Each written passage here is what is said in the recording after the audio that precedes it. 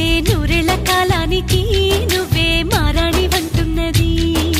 ప్రతిరోజులా ఒక రోజా ఇది, ఏడాదిలో మహారాజే ఇది. లోకాన ఉన్న అందరికన్నా చక్కనైన చిన్నది తన ఒడిలో పుట్టింది అంటున్నది. మేఘాల పల్లకిలోనా,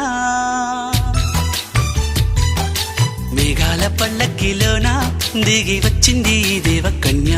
మిలమిల మెరిసిన శశికళ, చినుకుల కురిసిన హరివిల్లా.